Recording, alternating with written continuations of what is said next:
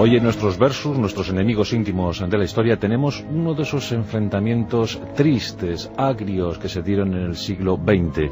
Uno de los casos judiciales más populares de la historia. Ese que enfrentó a Charles Lindbergh, el famosísimo piloto norteamericano, con un modesto carpintero de origen alemán llamado Bruno Hoffmann, y todo a consecuencia de un rapto, el secuestro de Junior, el bebé de 19 meses de Charles Lindbergh. Un hecho terrible, como contaremos a continuación. Charles Lindbergh provenía de una familia de origen sueco. Su padre había sido congresista en Congreso de los Estados Unidos de América y había sido uno de los defensores de la no intervención norteamericana en la Primera Guerra Mundial. Y lo cierto es que la familia prosperaba. Charles de inmediato mostró querencia por la aeronáutica, esa incipiente tecnología que estaba asombrando a propios y ajenos en ese primer tercio del siglo XX, y de inmediato pues quiso ser piloto. Compró su primer avión, un Curtiss, al que bautizó con el nombre de Jenny, y con él realizó sus prácticas de vuelo. Más tarde, en los años 20, pues formó parte de las líneas aéreas que llevaban correo desde la ciudad de San Luis. Y eso motivaría una de las hazañas más asombrosas de toda la centuria: la conexión directa entre las ciudades de Nueva York y París. En 1927, un filántropo francés, nacionalizado norteamericano, su nombre Raymond Aurtioq, pues puso un premio de $25.000 para el primero que surcase el Atlántico sin escalas. Y por supuesto había que realizar esa singladura en vuelo permanente. Charles Lindbergh, ese hombre solitario, de espíritu siempre en soledad, quiso acometer el reto, pensando no solo en los $25.000, sino también en la gloria. Y un 20 de mayo de 1927, ese espíritu de San Luis, el nombre con el que fue bautizado el avión de Charles Lindbergh, despegó de un aeropuerto cercano a Nueva York. Durante 33 horas y 32 minutos, la incógnita se mantuvo. Pero finalmente, cuando Lindbergh posó su aeroplano, un avión monoplano de un solo motor, en un aeropuerto cercano a París, aquella gesta se dio por concluida. Lindbergh entraba en la historia. 33 horas y 32 minutos volando en solitario, surcando, sobrevolando las aguas del Atlántico. Era, desde luego, un gran gesto, una hazaña que popularizó la figura de Lindbergh. Nombrado coronel, desde luego su personalidad, su forma de ser, su carácter, pues fue conocido todo esto, pues no solo en Estados Unidos, sino internacionalmente. El gran héroe del momento, Charles Lindbergh, su espíritu de San Luis. Y claro, esa alegría se tornó en desgracia cuando tanta fama, tanta popularidad, tanto ascendiente sobre los demás, pues provocó que unos desalmados raptasen a su hijo el 1 de marzo de 1932. Lindbergh se encontraba en la cresta de su momento, de su gloria, y tuvo que asumir la pérdida de su pequeño hijo. 19 meses de edad, un bebé. Charles le llamaban familiarmente Junior, y pronto tuvieron que fiarse de notas manuscritas con un montón de faltas de ortografía, muy rudo el texto, pero era la única pista fiable, una pista en la que los captores solicitaban $50.000 como rescate para devolver con vida, sano y salvo, al pequeño. Lindbergh quiso llevar personalmente las averiguaciones y las investigaciones sobre el rapto de su hijo.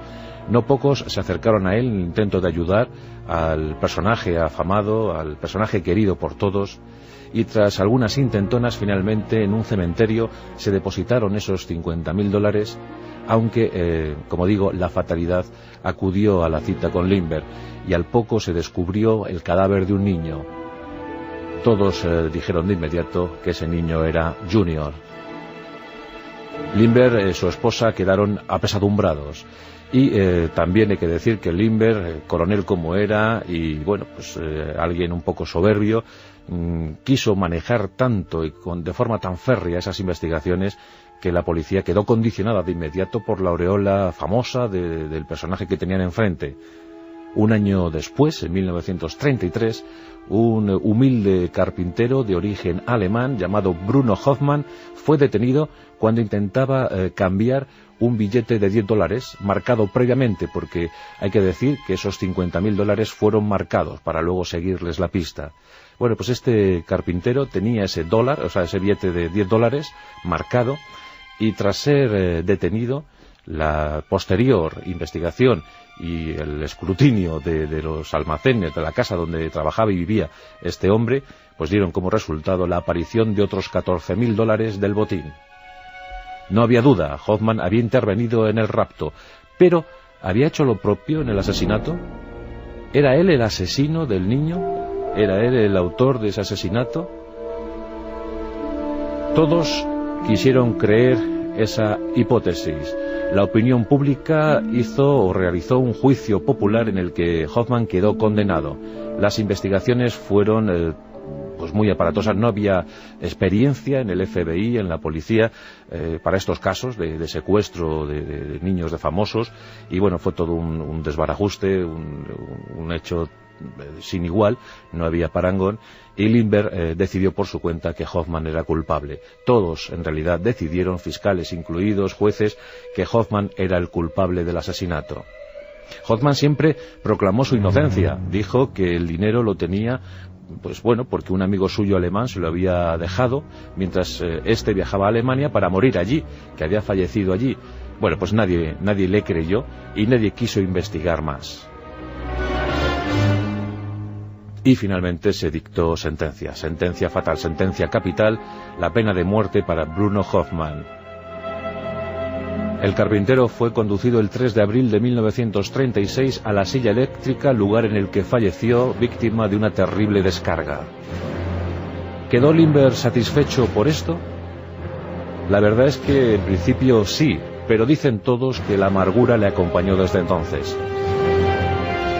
Y es que es presumible pensar que los verdaderos autores de aquel asesinato quedaron impunes y que Hoffmann fue un simple cómplice que estuvo en el lugar inoportuno, en situación ciertamente embarazosa, y que le cayó, como decían en el argot policial, le cayó el marrón. Lindbergh viajó a Europa, donde realizó estudios, investigaciones sobre las fuerzas aéreas del viejo continente. Regresó a América para decir que se posicionaba en contra de la guerra. En ese momento, la Segunda Guerra Mundial, había hecho acto de presencia en Europa. Incluso realizó comentarios desagradables, afirmando que era un fiel seguidor de Adolf Hitler.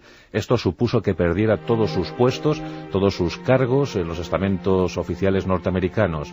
Más tarde, ya en la guerra, pues intervino, participó asesorando desde el punto de vista civil en cuestiones aeronáuticas y también participando en diferentes misiones en el Pacífico que le granjearon de nuevo la simpatía del pueblo norteamericano. Una de sus obras literarias fue merecedora del premio Pulitzer en los años 50. Su vida fue llevada al cine y murió en Hawái en el año 1974, sin que sepamos cuál fue su último pensamiento. ¿Acaso aquella decisión firme de condenar a Bruno Hoffmann sin buscar más pruebas, sin atestiguar, sin verificar datos, acompañó a Lindbergh toda su vida? Nunca lo sabremos, pero cuando falleció en 1974 dicen que murió en paz. Todo este asunto del secuestro de Junior y el posterior juicio, la sentencia a muerte de Hoffmann, pues posibilitó que se creasen leyes. Una de las leyes llevó el nombre del propio Lindbergh, la ley Lindbergh, para pues intentar ser un poco más justos, intentar mediar de mejor manera en este tipo de secuestros a los que la policía norteamericana estaba poco acostumbrada. Pero desde luego fue uno de los juicios más famosos del siglo XX, ese en el que se enfrentaron dos enemigos. Por un lado, Charles Lindbergh, el héroe, y por el otro, el villano, Bruno, o presunto villano, Bruno Hoffmann. En Onda Cero, La Rosa de los Vientos.